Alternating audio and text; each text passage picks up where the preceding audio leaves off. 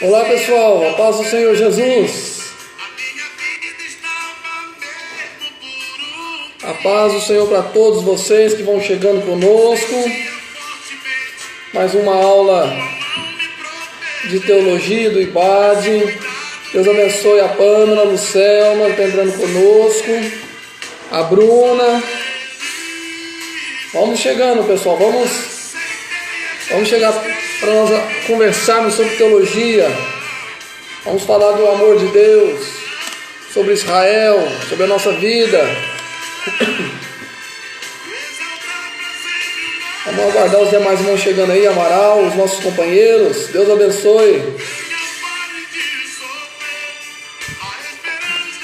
Amém. Deus abençoe vocês, viu? Vamos chegando aí. A todos vocês. Pastor Pedro, Deus abençoe, em nome de Jesus, sempre conosco. Não falta uma aula, o Pastor Pedro, a Claudirene, essa turma aí, a Bruna. Essa turma é tudo gente boa, não falta uma aula, né? Graças a Deus. Que Deus abençoe vocês, tá bom? Deus abençoe os irmãos que vão nos ouvir no áudio aí, Daniel, Aline, Érico, sempre está nos ouvindo no áudio aí, tá bom? Irmão Wilson, João Bosco, Deus abençoe todos que ouvem no áudio também aí, tá bom? Fica gravado aí nosso abraço a todos vocês aí, em nome de Jesus. Vamos chegando para a gente falar do amor de Jesus hoje, né? Deixa eu colocar aqui mais perto aqui.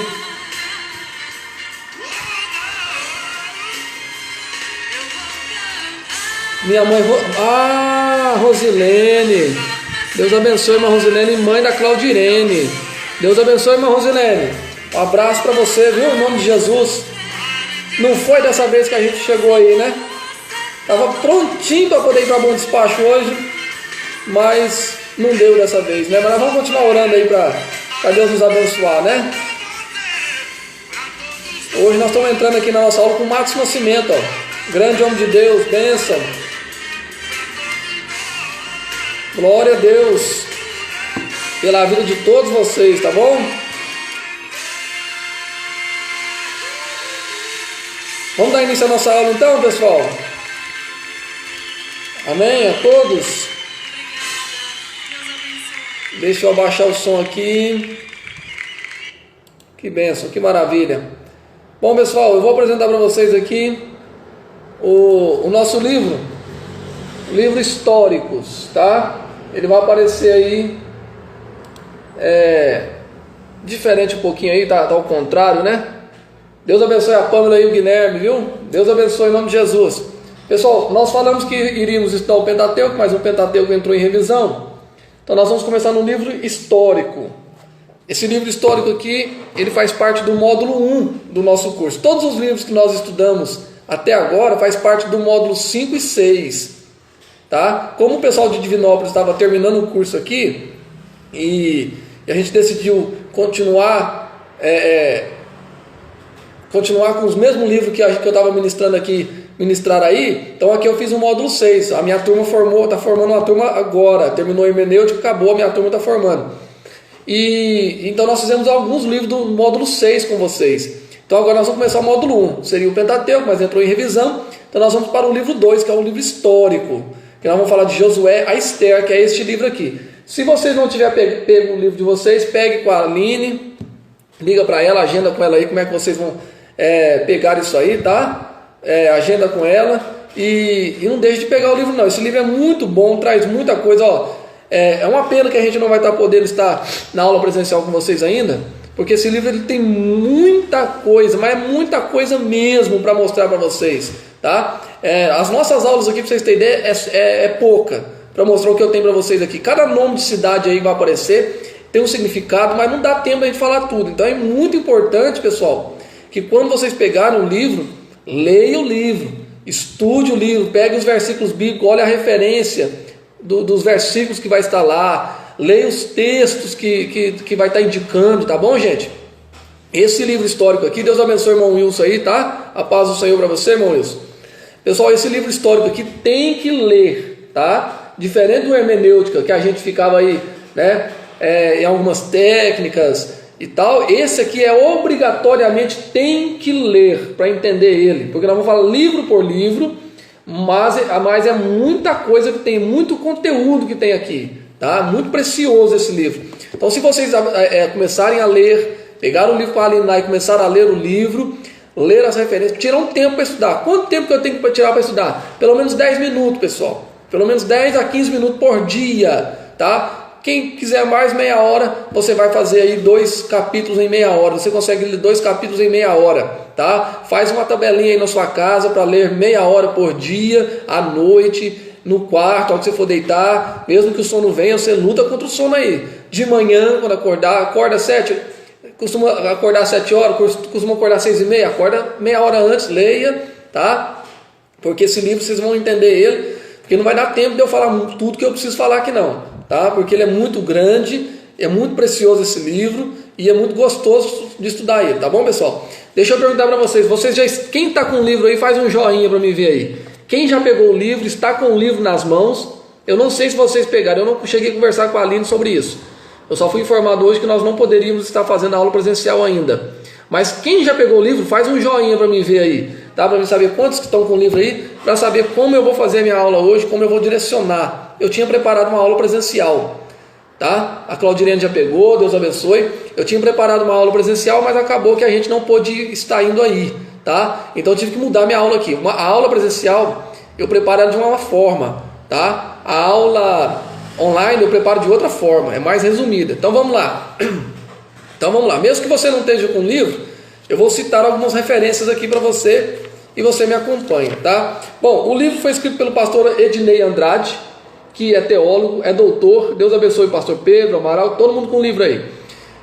O Ednei Amaral é pastor ele é pastor Emerson, ele é pastor da igreja Assembleia, tá? Formado em teologia, é psicólogo, tem especialização nas áreas psicopedagogia, meu Deus, e terapia cognitiva comportamental. Então, é um pastor que conhece, tá? O Ednei Amaral conhece muito a Bíblia, é um historiador, tá? Apaixonado por história, e ele escreveu para nós sobre a história de Israel, que nós vamos acompanhar. Em vez de quando eu vou estar olhando para cá, pessoal, porque eu estou aqui na gráfica onde eu trabalho, e aí meu carro está na frente aqui. Como a rua aqui é muito deserta, eu tenho que ficar sempre olhando meu carro ali quando passa alguém, para ver se está algum movimento brusco ali, né?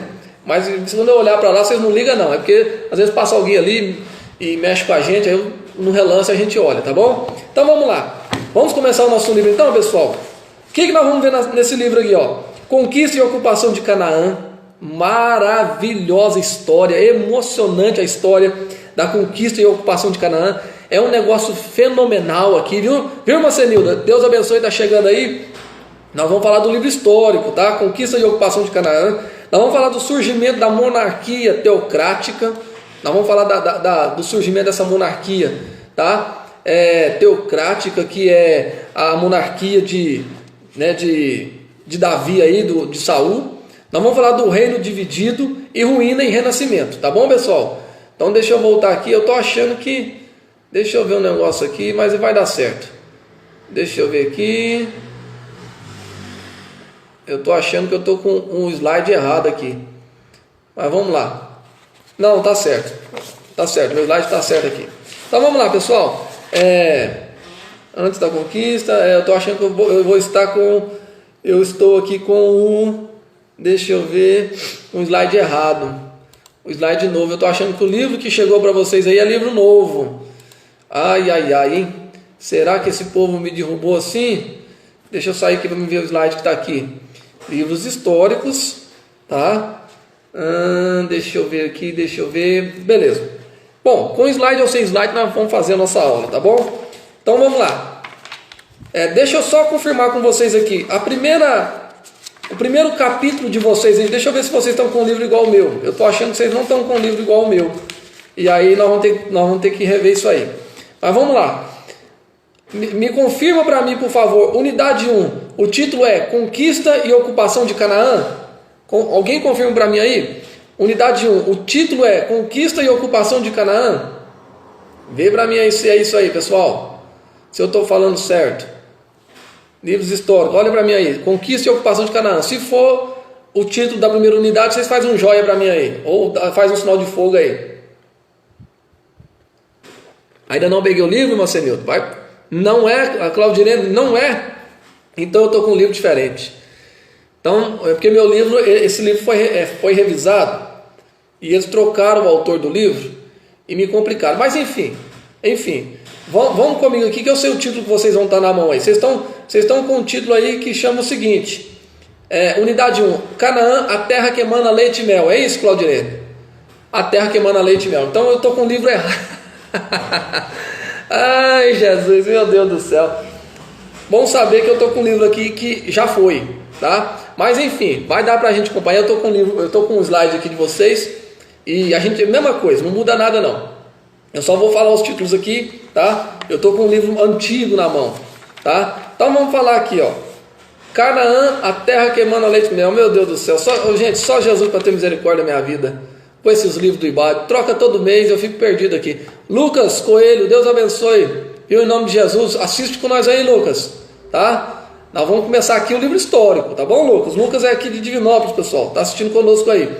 Nós estamos começando o livro histórico, Lucas, que é o nosso próximo livro. A hermenêutica acabou, nós vamos começar o livro histórico, tá bom? Vai chegar aí. Então vamos lá, vamos falar do livro histórico. A importância da história, pessoal, tá? Vamos falar da importância da história. A história, em termos acadêmicos, é a disciplina ou área do conhecimento humano, que trata dos mais diversos assuntos, tá? Trazendo à memória os principais fatos ocorridos e de grande relevância durante a trajetória de vida de uma pessoa, de uma família, de um grupo e de um povo, tá? Vocês estão com o livro aí do Emerson Cavalheiro, tá? Eu estou com o livro do Ednei Andrade, vocês estão com o livro do Emerson Cavalheiro. Trocou os professores lá, trocou os livros. E o meu aqui não chegou, esse que está na minha mão que é antigo, mas dá para acompanhar, tá bom? Bom, pessoal, o que eu quero dizer com a importância da história? Gente, um povo sem história não é um povo, tá? A primeira coisa que você precisa aprender é que história, ela está o tempo todo nas nossas vidas, tá? Sem história, a gente não consegue sobreviver. Por que eu digo que não consegue sobreviver? Porque, pessoal, para que a minha geração possa permanecer ou prevalecer na terra, eu logo preciso de manter a minha história. Eu tenho que manter a minha história de pé. Então, se a minha geração não tem história, ela é uma geração fadada ao extermínio. Por exemplo, isso aconteceu com a Assíria, aconteceu com a outra nação. Está lá no livro de Isaías, Edom, tá? Aconteceu com Edom, aconteceu com a Síria, aconteceu com Nínive, tá bom, pessoal? Aconteceu com essa turma que não gravou a sua história, não registrou a sua história foi cruel e foi apagada. O próprio Deus chega a dizer sobre a cidade de Edom que ele mesmo iria apagar a história de Edom. Tá? Ele ia pagar a história de Edom. Então um homem sem história, ele não tem referência, tá? Ele não tem referência, ele não tem como sobreviver. Essa é a verdade. Uma cidade sem história. Essa semana eu estive aqui numa escola na nossa cidade aqui, e eu fui lá resolver um negócio com a diretora, e eu cheguei lá e a escola passou por uma reinauguração agora. E quando eu cheguei lá, estavam lá as placas contando a história da escola. Uma escola que tem 92 anos. E ela foi fundada em 1920. Tá? Ela foi fundada em 1920, na década de 20, aqui em Carmo do Cajuru. E foi inaugurada em 1928. Então, olha para você ver, 92 anos de história. E aí eu fui lá ver, ela passou por reforma agora. A escola recebeu o nome Princesa Isabel para homenagear a Princesa Isabel que aboliu a escravatura no Brasil. Então é uma história linda. Eu li lá e fiquei encantado com a história da escola. Ou seja, tudo que está na escola, né, remete à antiguidade. É uma coisa linda. E eu sou apaixonado por história. Eu sou suspeito de falar porque eu vou fazer licenciatura. A partir de janeiro eu vou estar fazendo licenciatura de História. Vou estar fazendo licenciatura de História para dar aula de História, então sou suspeito a falar. Bom, trazendo a terminologia dos acadêmicos aqui da história, pessoal, é muito importante que a igreja saiba a sua história. Por exemplo, tem pessoas na igreja que não conhece a história da Assembleia. Não sabe que a irmã Celina Albuquerque foi a primeira a ser batizada no Espírito Santo. Não conhece a história de Gunnar Wingre, Frida Wingre. Não sabe que eles perderam uma filha no Brasil. Tá? Eles tiveram filhos aqui no Brasil e uma delas faleceu.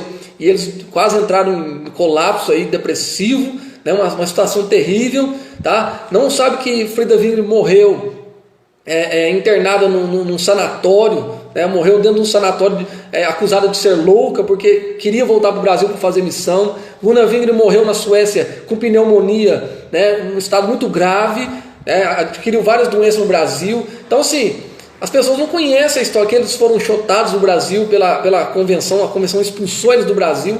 Então as pessoas não conhecem a história. E conhecer a história da Assembleia de Deus, pessoal, é muito importante para você defender, fazer uma apologia da fé. Tá? E quanto mais a história da Bíblia. Então a história é muito importante para a gente entendê-la nesse momento. Tá?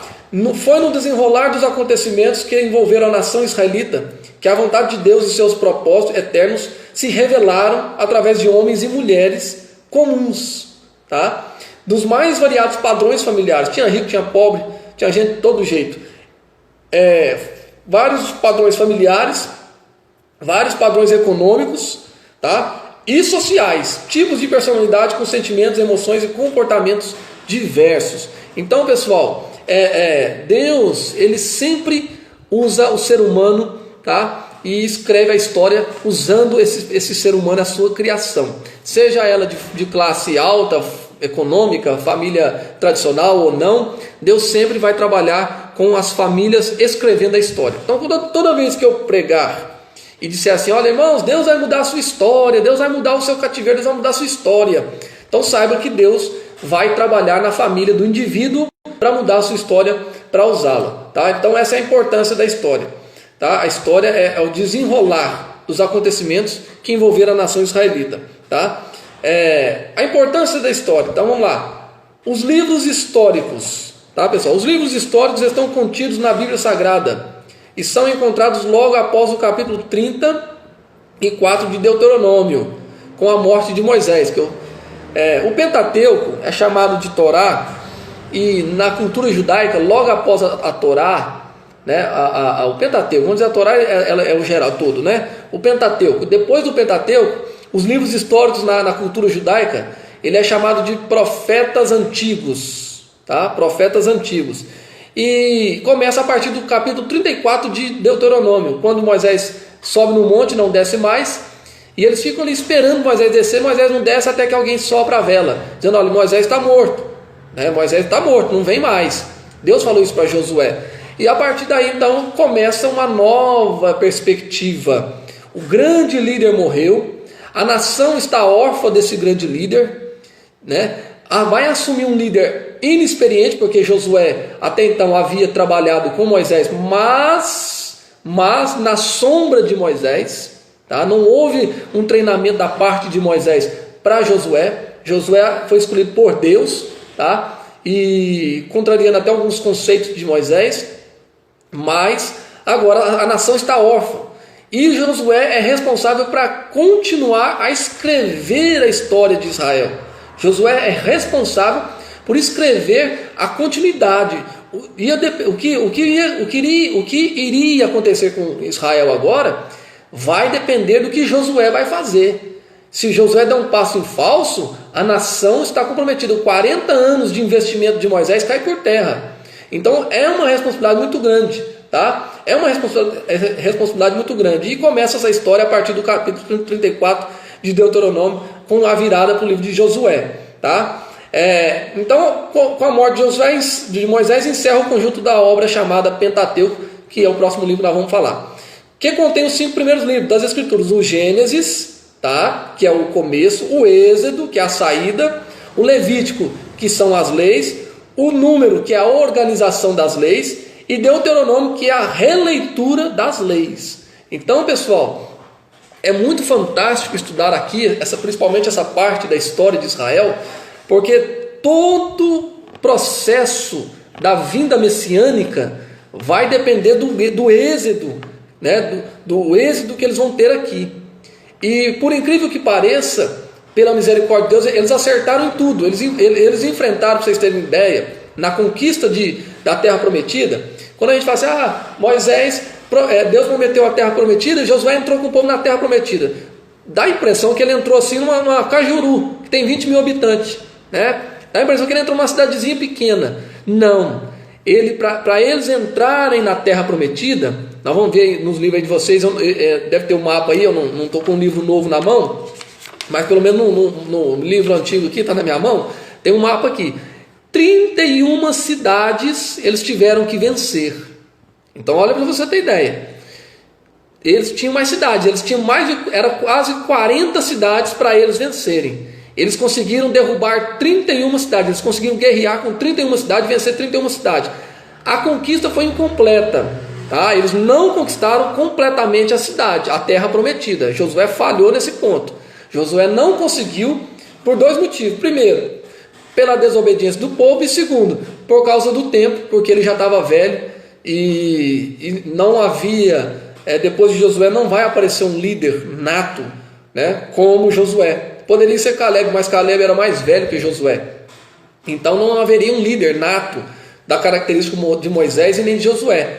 Então depois de Josué o povo vai gemer, o povo vai passar aperto, porque não há líder, não existe um líder. Daí a importância da teologia pastoral, da preparação do líder. Se eu sou líder e não preparo o meu sucessor, a igreja vai sofrer lá na frente. Então todo bom líder, ele sempre olha para frente pensando no dia que ele vai sair, planejando o dia que ele vai entregar o cargo, que ele vai sair. E aí ele tem um substituto exato para aquilo que a igreja precisa. E Josué não conquistou toda a terra, não deixou um líder preparado, e aí, pessoal, o povo vai gemer, tá? Então olha para você ver que interessante. A partir disso, as cenas que seguem não são pertinentes à história de Israel, depois do Pentateuco, narrado em 12 livros. Os livros históricos são 12. Josué, chamado de profetas antigos, tá? Ou livros posteriores. Josué, Juízes, um livro assim fantástico, mas de muita tristeza. Ruth, um livro assim fantástico, um livro muito gostoso de ler. Primeiro de Reis, pessoal, é primeiro de Reis, primeiro de Samuel, segundo de Samuel. Não é primeira Samuel, segunda Samuel, não é feminino. É primeiro livro narrado por Samuel, segundo livro narrado por Samuel. Então eu falo primeiro de Samuel, segundo de Samuel, primeiro de Reis, primeiro livro dos reis de Israel, segundo livro dos reis de Israel. Então é primeiro de Reis, segundo de Reis, primeira Crônicas, primeiro livro das Crônicas, segundo livro das Crônicas dos reis de Israel. Então é primeira de Crônicas, segunda Crônicas, ou tira a preposição de. Primeira Crônicas, segunda Crônicas. Depois vem Esdras, Neemias e Esther, tá? Esdras, Neemias e Esther encerra o ciclo dos livros históricos ou posteriores. Deus abençoe a Meire, que parou aí para nos assistir, deu uma pausa lá no trabalho e está nos assistindo aí, tá? Qual o período, pessoal, que esses 12 livros abrangeu? Desde o último capítulo de Deuteronômio, capítulo 34, até o último capítulo de Esther. Qual é o período de abrangência dos livros históricos? 1000 anos, tá? 1000 anos, cerca de 1000 anos. Onde vai acontecer essa história? Na Palestina, chamada Filístias, terra dos filisteus. A mesma Palestina, claro que não é natural, a mesma natural, né? Mas aqui carrega o nome de hoje, a Palestina, tá? Então aconteceu na terra da Filístia, Palestinos, horas vai achar Palestina, outra vez vai achar Filístia, ou terra dos filisteus, ou o Mar Grande, tá? Ou terra do Mar Grande, tá? Terra do Mar Egeu. Estou te ouvindo e trabalhando aí, ó. A Meire está ouvindo e trabalhando, então não perde a aula também não, tá? Em nome de Jesus. Então, pessoal, o que nós vamos ver aqui? Conquistas, guerras, conquistas políticas, guerras, parcerias. Vamos ver muita coisa boa aqui. Tem romance, tem até romance nesses 12 livros aí, tá? Então vamos lá, gente. A Bíblia hebraica divide os livros históricos em 2 categorias, tá? Josué, Juiz, 1 de Samuel, 2 de Samuel, 1 de Reis, 2 de Reis, são chamados profetas anteriores. por apresentarem caráter mais teológico em suas narrativas. O que é o caráter teológico? Caráter político, caráter monárquico, tá? Depois vai vir, ao passo que os livros de Ruth, primeiro de Crônicas, segundo de Crônicas, Êxodo, Neemias e Esther são reconhecidos como escritos. Por quê? Porque são literalmente históricos, tá? Histórico. Por exemplo, o livro de Crônicas é uma releitura, tá? É uma releitura de reis, nos livros dos reis, tá? Então nós vamos ver isso aí. Então, ao passo que o Josué, até segundo de Reis, é chamado de profetas anteriores, tá? Por seu nível teológico, vai aparecer sacerdote, tabernáculo, aquela coisa toda. Os outros vão ser, aí, por exemplo, Neemias, Esdras e Esther, livros pós-cativeiro, tá? Ou até mesmo Esther dentro do cativeiro, né? O livro de Esther praticamente dentro do cativeiro.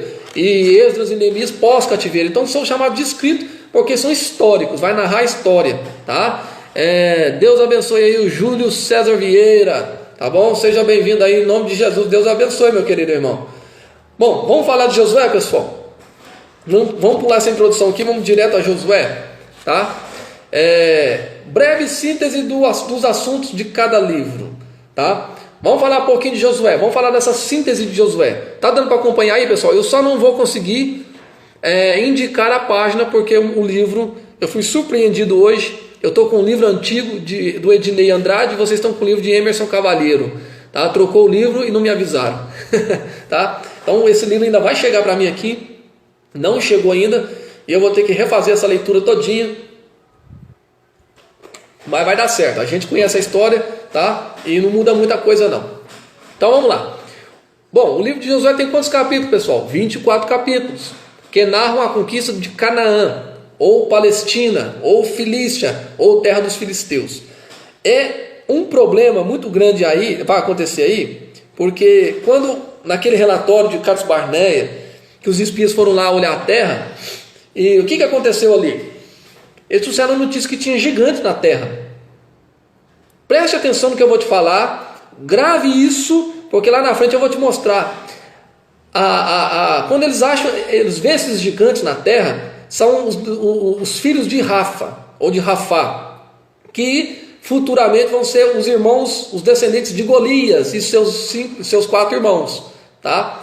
Então quando o povo de Israel chega para espiar a terra, eles vão ver de início os gigantes da terra dos filisteus. Então no meio dos filisteus tinha uma cidade, uma tribo, chamada a tribo de Rafá, os descendentes de Rafá, que eram gigantes da terra. Então quando os personagens lá trazem um relatório dizendo: a terra é boa, mano, leite e mel, mas tem gigante, é porque eles assustaram realmente com o tamanho de gigantes. Depois nós vamos falar da história de Davi, vocês vão ver. Só a lança de Golias, pessoal, olha, preste atenção, anote isso aí.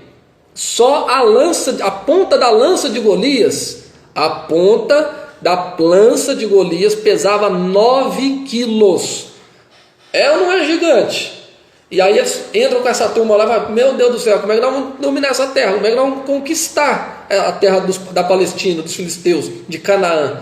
Então, pessoal, há uma história dramática aí, e que eu disse para vocês, tudo vai depender do que Josué vai fazer. Tudo está na mão de Josué. Josué vai direcionar isso para frente. Se Josué falhar, a nação vai falhar. Se Josué acertar, a nação vai acertar. Como eu sei que se Josué falhou ou acertou? É claro, pessoal, que eu sei que Josué em certa parte vai acertar, porque ele recebeu a visita do general do exército celestial, né? Quando ele encontra uma teofania, a gente chama isso de teofania, ele encontra o próprio Jesus, que se apresenta como o chefe do exército celestial, tá? Então Josué vai ter a garantia de Deus, desde que cumprisse os estabelecimentos e as regras, tá? Então o livro contém a conquista de Canaã, as lutas e guerras travadas com os povos que habitavam no local. 31 cidades Josué derrubou, tá? E teve derrotas, teve vitórias. A derrota que eles tiveram foi muito vergonhosa para a cidade de Ai, depois nós vamos falar dela, se aparecer aí, tá? E depois vamos ver a divisão, vamos ver os pecados cometidos, tá?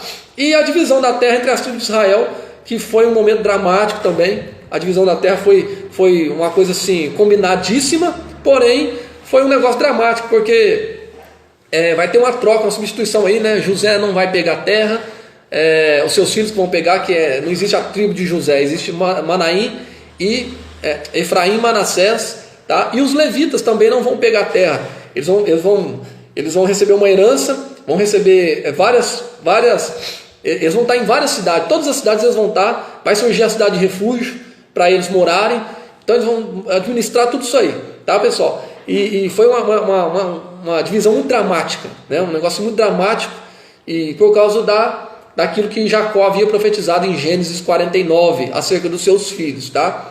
Então o livro encerra falando da morte de Josué, o sucessor de Moisés, que infelizmente não deixou liderança posterior, tá? O livro de Juízes, vamos falar um pouquinho do livro de Juízes, breve livro de Juízes. Pessoal, lembrando que eu estou com um livro diferente, tá? Eu não tenho as referências que vocês têm aí. Então, se tiver referência aí, leia em casa, tá bom? Juízes, ou se tiver algum versículo aí que você conhece, tiver curiosidade que apareceu no livro aí, me avisa aqui, me fala que a gente abre a Bíblia correndo aqui e lê com vocês, tá bom? Se tiver dúvida, porque o livro que eu estava preparado aqui era um livro que ia esmiuçar tudo. Esse outro livro eu não conheço ainda, mas eu vou pegar ele e nós vamos dar um jeito nisso aqui. Juízes é o livro que apresenta os homens que foram levantados por Deus para salvar a nação de Israel da opressão dos povos vizinhos. O que nós chamamos de um ciclo vicioso que Israel entrou. Tá? Israel entra num ciclo vicioso tremendo. 40 anos de pecado, 40 anos de paz. 40 anos de pecado, 40 anos de paz. E nessa brincadeira o tempo vai passando. E quando eles precisam de socorro, Deus levanta um juiz. Esses juízes são temporários, porque a Bíblia diz que o Espírito Santo pousava sobre eles, dava força. Eles venciam a batalha e o Espírito Santo saía. Então eles são temporários as suas lideranças. Há momentos necessários que até mulheres vão interferir na liderança, porque houve época que nenhum homem queria assumir o papel. Gideão, de uma forma dramática, vai assumir certa hora. Jefté, Sansão, muita coisa aí, tá? Então vamos lá. Eles foram levantados para livrar da opressão em decorrência dos próprios pecados cometidos contra Jesus, contra o Yahvé, tá, pessoal? Então o povo pecou contra Deus, Deus levanta homens para livrá-los. Mais uma vez no livro de Juízes, Deus mostrando a sua imensa misericórdia. Bom, pessoal, vamos ver a síntese do livro de Ruth, que é muito bom também. É pequeno o livro, mas é precioso o livro de Ruth, tá? Ele é pequeno, mas é precioso. Tem apenas 4 capítulos e relata a história de uma moabita estrangeira, né? Moabita que recusou-se a abandonar sua sogra Noemi e voltar para sua família após ter ficado viúva. Quando Noemi vai para Belém, seu marido morre, ela sai da cidade e depois ela começa a passar aperto, fome. Ela vai para a terra do pão, e a terra do pão, né, não tem pão lá, e começa a passar um aperto. E aí, enfim, ela faz um drama com a sua nora e provoca, né, a sua nora, e a nora acaba casando-se, né, debaixo de uma lei com Boaz, e daí vai nascer aí os descendentes aí que nós falamos que é os Davi, né, vai sair dessa descendência aí. Então, pessoal, Boaz, depois nós vamos falar do livro de Ruth aí com certeza, mas é um livro gostoso de pregar, um livro muito bom de ler, uma história muito bonita e que tem muitas curiosidades, muitas particularidades, muitas representações, tá? Que nós acabamos de falar na hermenêutica aí sobre a tipologia, simbolismos. Então tem muita coisa boa lá no livro de Ruth. Samuel, vamos falar dos livros de Samuel, o grande líder Samuel. Deus abençoe o Carlos que está entrando conosco aí, tá? Bom, o livro de Samuel retrata o período da história em que os distanciamentos das leis do Senhor começou a dominar os corações dos homens de Israel, quando Eli e seus filhos abandonam o Senhor, deixam o tabernáculo de qualquer jeito, se prostituem dentro do tabernáculo, e de uma forma dramática Deus vai arrancá-los, tá? Vai arrancá-los de dentro do tabernáculo, e nosso pequeno herói Samuel vai assumir. A Bíblia diz que Ana orou, Deus deu ela, abençoou ela, visitou ela teve um filho chamado Samuel, e agora esse Samuel, com 3 anos de idade, é desmamado, e quando ele é desmamado, ele é levado à presença de Eli e apresentado ao Senhor. Logo, com 12 anos, ela volta ao templo e o dedica ao Senhor para a obra, e ele foi muito útil no tempo que esteve lá, e se tornou juiz, se tornou sacerdote e profeta, tá? Então Samuel é um camarada que sofreu, mas é um líder respeitadíssimo, um homem de Deus respeitadíssimo, e que se não fosse Samuel segurar a onda lá, segurar a barra da história, Israel teria perecido.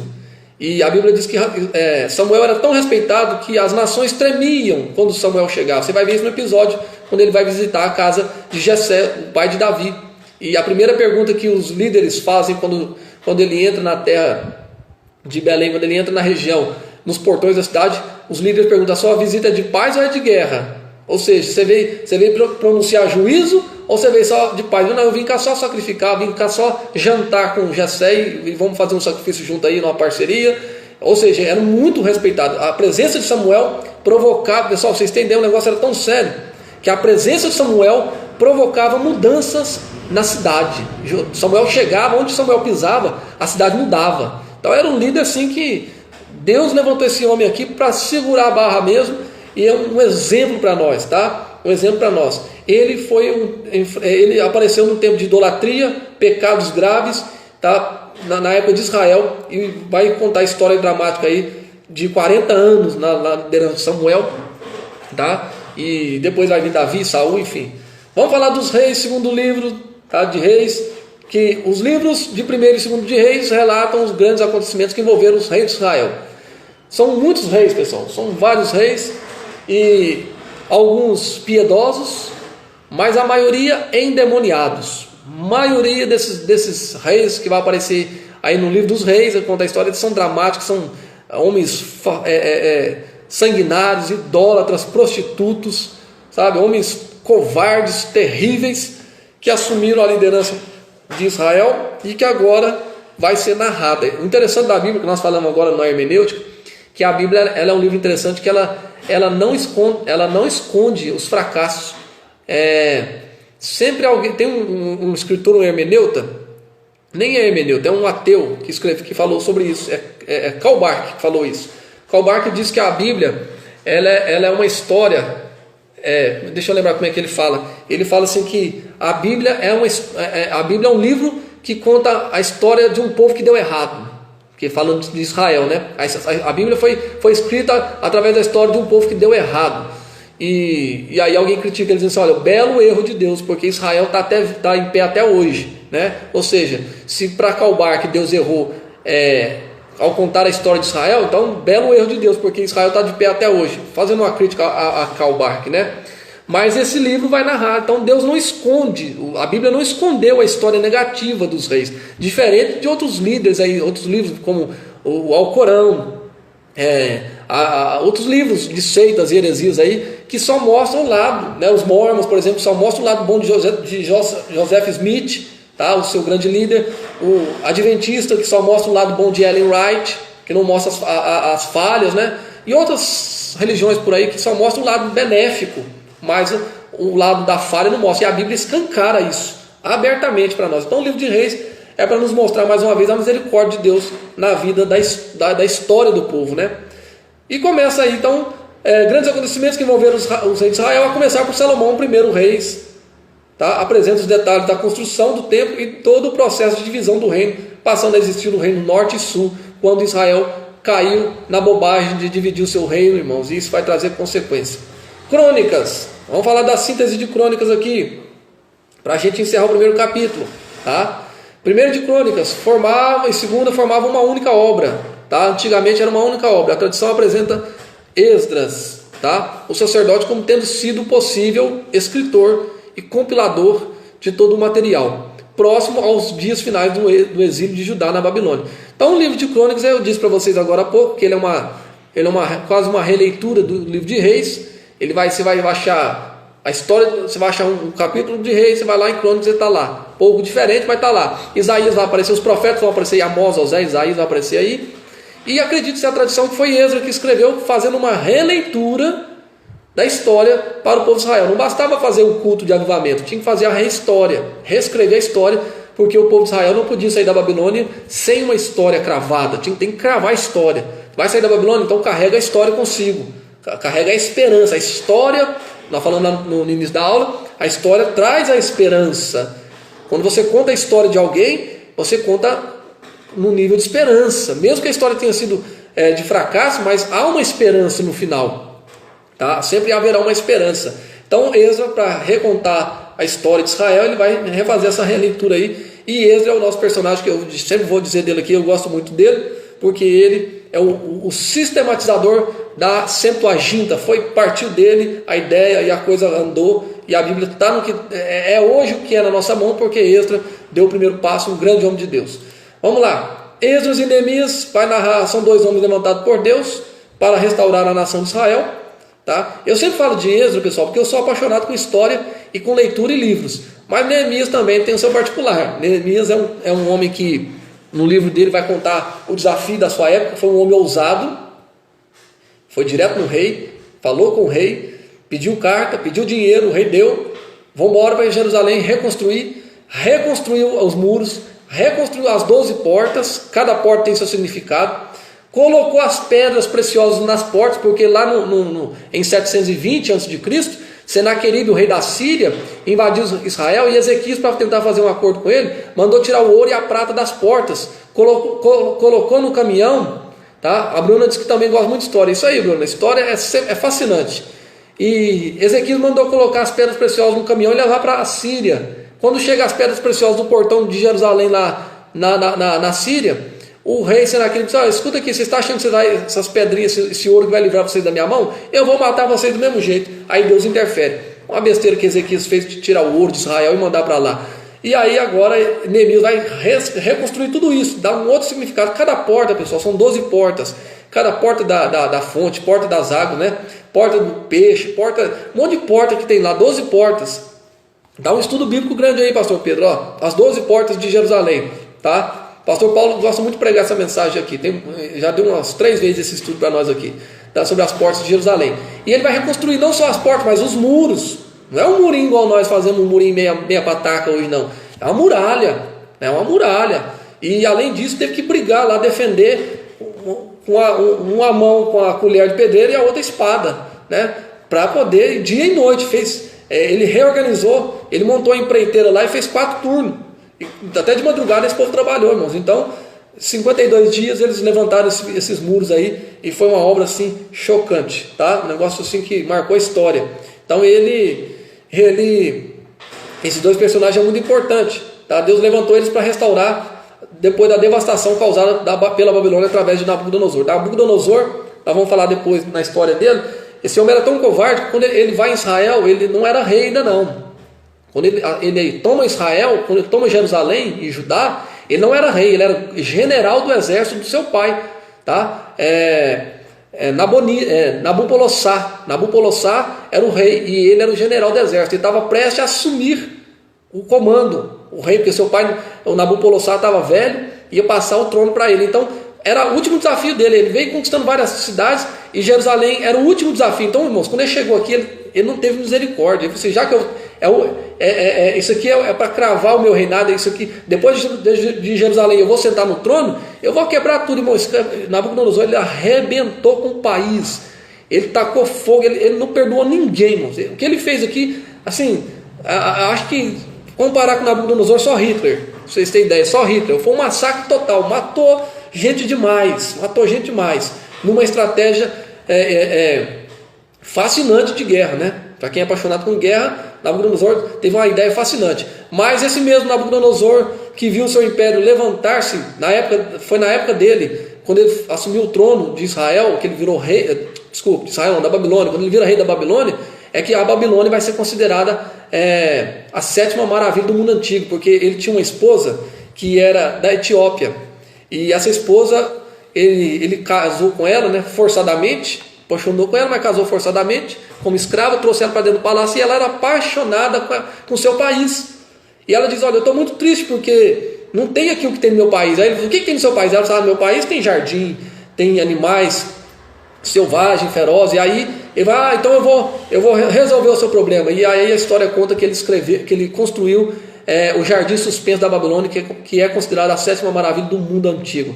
Algo assim inédito na época, ninguém nunca teve essa ideia. Tá? E ele faz um jardim suspenso. No livro de Daniel eu vou mostrar para vocês as fotos, supostos desenhos do jardim suspenso, e era um negócio assim fantástico, e ele revolucionou a construção, né, a sua época. Então Nabucodonosor era um camarada terrível, mas amoroso também com a esposa, né? Tinha um lado bom dele lá. Mas enfim, Neemias e Esdras vai narrar isso aí para nós. E finalmente o livro de Esther, contém 10 capítulos que narram a salvação e o livramento do povo de Israel, nos dizem que a Pérsia detinha o poder em suas mãos. Agora é interessante que o livro de Esther é muito criticado porque nele você não vai achar no escrito original. No escrito original não aparece o nome de Deus hora nenhuma no livro, tá? Deus não é citado hora nenhuma no livro, no original. Então ele foi muito criticado, quase que não quiseram aceitar o livro de Esther por não conter o nome de Deus, tá? Yahvé, Adonai Yahvé no original. Mas por se tratar da história de Israel, vai ser manifestada a misericórdia de Deus. Então ele foi aceito pela manifestação da misericórdia de Deus através de Esther e do seu parente mais próximo, né? Mardoqueu, que conseguiu distrair o terrível Hamã, né? Hamã e Amã, e conseguiu trocar a forca, né? Pela vitória aí. E quando Assuero vai estar comandando a Pérsia, Assuero dá todo o direito a Esther. Enfim, Deus usou essa menina para salvar uma nação e escrever a história bonita para ela e também para o povo de Israel. No caso dela, a história dela foi isso. Deus usou ela, Deus usando uma mulher, né, uma virgem, para salvar a nação de Israel. Então um negócio assim interessante, pessoal, o livro de Esther, tá bom? Bom, autoria e data dos livros, nós vamos ver aí ao longo dessa obra. O estudante terá acesso a informações que tratam sobre a autoria e data escrita dos livros, tá? O Flávio aqui vai apresentar, o Emerson vai apresentar de forma concisa a visão tradicional, especialmente a ótica judaica sobre o assunto. Então, no entanto, é importante esclarecer que pesquisas vêm sendo realizadas ao longo dos anos e tiveram um grande avanço no século XX, trazendo novas leituras acerca do assunto. Qual que é a autoria e a data do livro? Julga-se que, eu falei para vocês, foi um período de 1000 anos, então nós vamos narrar aí do século XV, tá? Do século XV a.C. ao século V a.C., tá? Um período aí de 10 séculos, tá? 1000 anos aí. Nós vamos narrar esse período aí do século XV ao século X, que foi um período trágico aí para o povo de Israel, tá bom? Pessoal, vamos para o capítulo 2. Tá vendo como é que o livro é bom? Eu não estou nem com o livro de vocês na mão, hein? Não estou nem com o livro de vocês na mão, já estou contando história demais aqui. Agora imagina o que o seu livro chegar. Gente, esse livro é muito bom, tem muito assunto, leia em casa, não deixe de ler. Vai para o serviço, vai de ônibus, carrega no ônibus. Vai para o trabalho, vai de carro, na hora do almoço, não sei como é que você vai fazer, irmão. De 15 e meia hora para você ler, tá? De noite, de dia, enfim. Dê uma pausinha, corre no livro e leia, porque esse livro é fantástico. Vamos falar do capítulo 2, Josué, novo tempo e novos desafios, tá? Tá aí um quadrinho para vocês aí do Josué, coitado. Ele vai assumir uma bronca, né? E se não é misericórdia de Deus para preparar ele estava perdido. Mas era um homem especial, Josué é um homem especial porque ele tinha visão, tá? De liderança. A Bíblia diz que quando Moisés subia no monte, Arão ficava ao pé do monte e Josué ficava no meio do monte. Josué tinha mais coragem, tá? Josué tinha mais coragem. Josué queria quase que ele vai lá no meio da nuvem com Moisés, só que não podia, nem morria, então ele ficava no meio do monte, tá? E aí, ó, o pastor Pedro, ó, vou dar dica. Cadê o Guilherme? O Guilherme tá aí, gente? Claudirene, eu sei que tá. Agora, cadê o Guilherme? Faz o sinal de fumaça aí, Guilherme. Tem dias que eu não vejo o Guilherme fazer sinal de fumaça aí. Se o Guilherme estiver aí, Pamela, fala para ele fazer um sinal de fumaça para mim aí. Vou dar tema de mensagem para vocês aqui, ó. 3 tipos de crente. Já preguei essa mensagem aqui. 3 tipos de crente. O crente no cume do monte, no alto do monte, Moisés, vê Deus perto. O crente no meio do monte, Josué. E o crente no pé do monte, Arão, que não vê nada. É sacerdote, mas não vê nada, está cego, né? Não consegue enxergar a glória de Deus. Então, tá aí ó, o tema aí, pastor Pedro, Guilherme, Claudirene, o pessoal que prega aí, ó, tá? Tema para vocês, 3 tipos de crente. O crente no alto do monte, no cume do monte, que aí você começa de baixo, né? O crente Arão, que só tem o título de sacerdote, mas não quer nada, né? Fica só no pé do monte ali, não arrasta nada. E ainda faz bezerro de ouro, provoca a ira do povo. Depois Josué, que é aquele crente que está se preparando, né? Ele não alcançou ainda, mas ele está se preparando para o ministério. E tem o crente que está lá no alto do monte, que é Moisés, que está dentro da nuvem. E aí a glória de Deus desce, batido no Espírito Santo. Aí vocês pregam aí e deixa Deus usar vocês aí, tá bom? Deus abençoe, irmão Marley, que está entrando conosco aí, tá, irmão Marley? Saudade de vocês aí. Deus abençoe, viu? Em nome de Jesus. Josué, nascido na nação egípcia, era filho de Num, oriundo da prole de Elisamá, um príncipe da tribo de Efraim. Tá? Josué, então, era da tribo de Efraim, conforme Êxodo 33 e 11, números 1 e 20, 1 e 10. Seu nome original foi Oséias, que significa salvação. Bom, deixa eu trazer um negócio para vocês aqui, ó. Porém foi trocado por Moisés, o nome dele de início lá vai aparecer como Oséias, porque significa salvação. Mas ele não era o Salvador, né? O Salvador que era Moisés.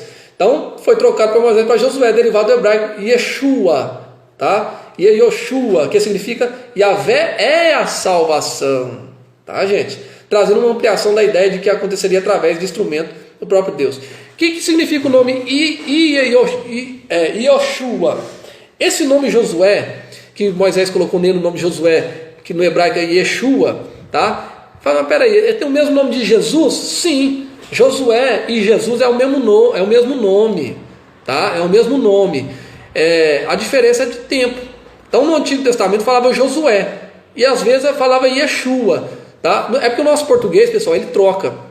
O nosso português ele é diferente. Lembra que nós estudamos na hermenêutica aí? Nosso português é complicado. Então, desconsiderando o português, Yoshua no Antigo Testamento é Josué, e Yoshua, tá? Yeshua e Amashia no Novo Testamento é Jesus, o Messias, tá? O que tem a ver Jesus com Josué? É nome comum, tá? É a mesma coisa de José, Maria, tá? São nomes comuns. Muita gente tem esse nome, então são nomes comuns. Daí a dificuldade dos discípulos no início e do povo a aceitar Jesus como grande Messias. Por quê? Porque Jesus carrega um nome comum, e as pessoas colocam na mente que pessoas que têm um nome comum não crescem, que pessoas que têm um nome comum não evolui, que você é comum, você é igual a todo mundo. Não é, pessoal. A diferença está no Espírito Santo. Quem tem Deus na vida, irmão, pode chamar o nome comum que for, vai para frente. Se tiver o Espírito Santo, se tiver a graça de Deus, como Josué tinha e como Jesus tinha, irmão, ninguém segura, pode ser o nome comum que for. Então, por isso que o povo rejeitou Jesus, tinha muita dificuldade em aceitar Jesus lá na frente, porque o nome dele é comum, Josué. Josué, Jesus, todo mundo tem esse nome. Aí eu achei que ia vir, porque, sabe por quê? Qual que era a dificuldade? Porque lá atrás Deus anunciou que seria Emanuel, Deus conosco. Então o pessoal está esperando o quê? Emanuel, cadê Emanuel? Aí parece Jesus, eu sou Emanuel, tá? E aí o povo não entende essa teologia. Então a dificuldade de aceitar o nome de Jesus foi por causa disso. Aí Deus faz uma promessa lá em Romanos 11, tá? Ou melhor, capítulo 14 de Romanos faz uma promessa drástica lá. E Deus próprio, Deus vai assim, olha, eu prometo que todo nome, né? Assim como eu sou Deus, todo nome, eu prometo que todo nome vai se curvar, vai reconhecer que Jesus é o Messias, e todo joelho, toda língua confessará que Jesus é o Senhor, e todo joelho se dobrará diante dele. Por que Deus faz essa promessa? Para cumprir isso aqui, ó, tá? Não, Jesus tem um nome comum, nós não vamos aceitar pessoas de nome comum. Pastor de nome comum aqui, nós não queremos não. Aí Deus vai, não quer não? Então a língua vai ter que pronunciar, toda língua confessará que Jesus, ou nome comum, ou Josué, é o Senhor, tá? E aí tem uma história longa também, a questão de Jericó, depois nós vamos falar, se der oportunidade aqui, a gente fala de Jericó, tá? Que Josué, quando ele derruba Jericó, ele faz uma profecia, ele libera uma palavra profética, dizendo que todo aquele que tentasse reconstruir Jericó, a sua descendência sofreria altos danos, e haveria cegueira na sua descendência. Lá na época de Jesus, vai aparecer o Bartimeu, filho de Timeu, que era de Jericó. E aí, pessoal, o homem é cego, e aí a família dele cresce dizendo o seguinte, ele é cego, né? Mas um dia vai aparecer o Messias que vai, né, curar, vai libertar ele da profecia que Josué falou. Josué profetizou que todo aquele homem que tentasse reconstruir a Jericó, e seus descendentes iam sofrer com cegueira e tal, alguma coisa assim que ele profetizou, e isso reinou, foi para frente essa fala. E as famílias, e alguém tentou, claro, reconstruir Jericó, a família desse descendente de Timeu aí, e tentou reconstruir Jericó lá no passado, e aí veio essa maldição, vamos dizer assim, né? Só que ao mesmo tempo que Josué profetizou que haveria a cegueira, ele também profetiza dizendo, mas ao confessar, ao chegar, né, ao Deus de Israel, que era o processo todo, ao aceitar o Deus de Israel, virá a cura, o Messias trará a cura. Daí o cego Bartimeu desesperadamente sai gritando, Jesus, filho de Davi, tem misericórdia de mim, porque sabia sobre essa história, dessa profecia, e reconheceu que Jesus era de fato o Messias que livraria ele dessa maldição hereditária causada lá atrás por alguém que se atreveu em reconstruir Jericó. Tá vendo, pessoal, como é que o livro de Josué é um nome comum, mas vai lá no Novo Testamento e volta para nós aqui? Fantástico esse livro, tá, pessoal? Fantástico. Vamos mais adiante. Tá dando para entender aí, pessoal? Deixa eu tomar mais um golinho de água aqui. Minhas vistas hoje tá seca, a garganta tá seca. Estou coçando o olho toda hora aqui, vocês estão vendo aí, mas vai dar certo. Vamos lá, Josué, o sucessor de Moisés, a responsabilidade de conduzir. Deixa eu ver o horário aqui, que o Instagram ele vai me derrubar aqui, tá? Mas assim que ele me derrubar aqui, a gente volta, tá, pessoal? Para a gente continuar a nossa história aqui, tá? Como a gente está pegando um livro hoje, talvez eu não faça os 5 capítulos hoje, tá? Talvez eu não consiga fazer os 5 capítulos aqui, porque eu estou sem o livro original que vocês estão na mão e vocês estão pegando o livro hoje, tá? Mas se ficar algum capítulo para trás, semana que vem a gente corre e ou eu gravo um vídeo no meio de semana aqui, a gente vai trocando uma ideia aí, a gente vai resumindo isso aí para vocês. Mas ninguém vai ficar perdendo capítulo nenhum, tá? Mas provavelmente eu não vou conseguir fazer os 5 capítulos hoje por falta do livro aqui na mão. Josué, o sucessor de Moisés, a responsabilidade de conduzir o povo a travessia do Jordão e a posse da terra, dividindo-a em territórios das tribos, estava sobre Josué. Josué capítulo 1, Deus dá uma palavra para ele: ó, Josué, meu servo Moisés é morto, agora é com você. Ser forte, vira homem, seja homem. É isso que Deus falou com ele: ó, seja homem, rapaz, levanta a cabeça, porque Josué estava com medo, irmão. Josué estava temendo. Mas e agora? Leia isso lá em Josué capítulo 1 para você ver. Ele está com medo. E agora, Deus, nosso grande líder, rapaz, vira homem, rapaz, seja homem. Seja homem, eu sou contigo. Esforça-te, tem bom ânimo, levanta e anda. É assim que Deus falava, irmão. Esse Deus não ficava maciando, não. É líder. Vem cá, não. Que levanta, rapaz, esforça, estou com você. Eu sou Deus de Moisés, agir com Moisés, eu vou agir com você, estou te prometendo, mas cumpre meus estatutos, tá? E aí eu poderia mostrar para você no nosso livro aqui, tinha aqui as 7 características de Josué como líder, mas não vai dar para falar. Depois eu voltar a hora a gente fala isso aí. Então ele está com a responsabilidade de atravessar o Jordão. Moisés, gente, atravessou o Mar Vermelho, ele está com o Jordão na mão, menor que o Mar Vermelho. Só que Moisés é Moisés, gente. Moisés tinha um cajado, né? Moisés tem um cajado. Moisés fala, a Bíblia diz que o próprio Deus falou com eles, olha, falou com Arão e Miriam, ó, com vocês eu falo através de profecia, mas com Moisés é cara a cara, é face a face. Moisés me vê. E Moisés é o único ser humano que viu Deus e sobreviveu, viu, gente? A Bíblia diz que Deus passou na sombra de uma fenda e Moisés viu ele de costa. E só por causa disso, o rosto de Moisés, quando ele desceu do monte, ficou brilhando 40 dias. Só porque viu a sombra de Deus. Então a gente fala que ele viu Deus por causa disso aí.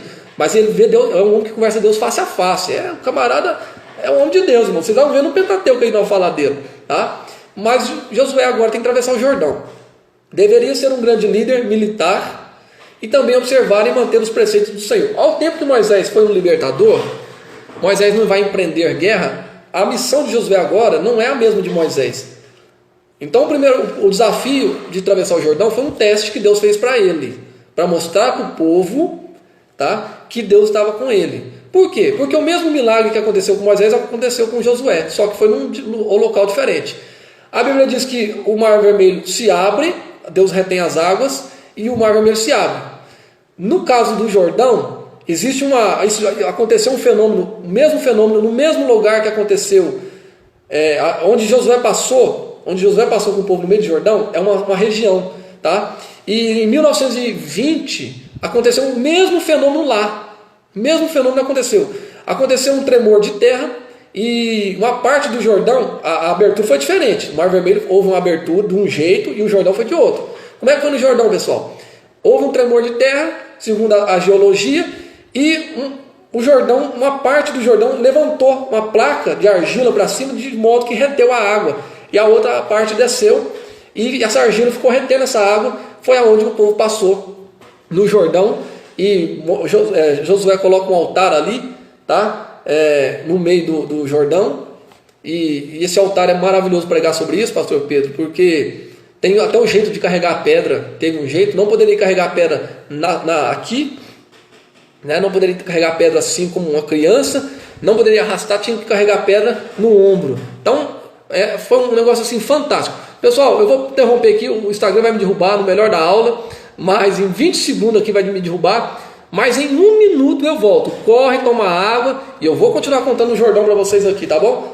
1 minuto eu lanço aqui o vídeo e a gente retorna. Ó, vai me derrubar. Vamos lá, corre lá, bebe água, banheiro e a gente já volta em 1 minuto, tá bom, pessoal? Vamos lá, Deus abençoe.